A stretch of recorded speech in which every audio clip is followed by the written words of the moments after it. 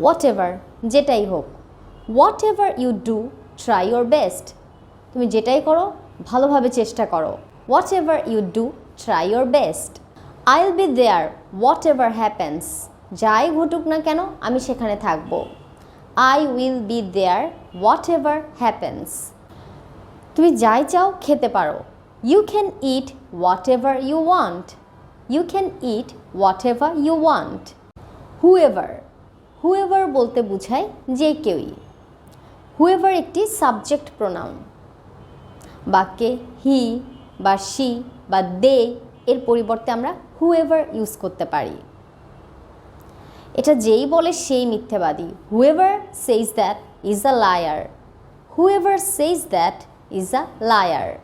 তারা যেই হোক আমি তাদের দেখতে চাই না। I don't want to see them whoever they are, I don't want to see them whoever they are. কি অদ্ভুত, এই জিনিসটা যেই সাজেস্ট করেছিল। How absurd whoever suggested such a thing, how absurd whoever suggested such a thing. Whichever যেটাই হোক। Either Sunday or Monday, choose whichever day is best for you. Either Sunday or Monday, choose whichever day is best for you.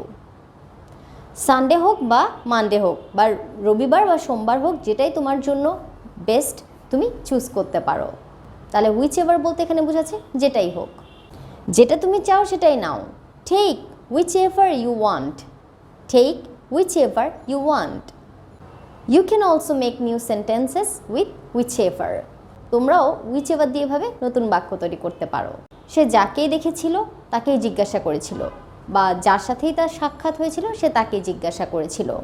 She asked whomever she met, she asked whomever she met. এখানে she asked হিম বা হার বা she asked them এর পরিবর্তে আমরা বলতে পারি she asked whomever she মেট। আবার তুমি বলতে পারো ইউ ক্যান ইনভাইট হিম, তুমি তাকে দাওয়াত দিতে পারো। হিম বা হার বা you can invite them.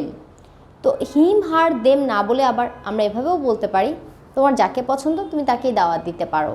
You can invite whomever you like, you can invite whomever you like.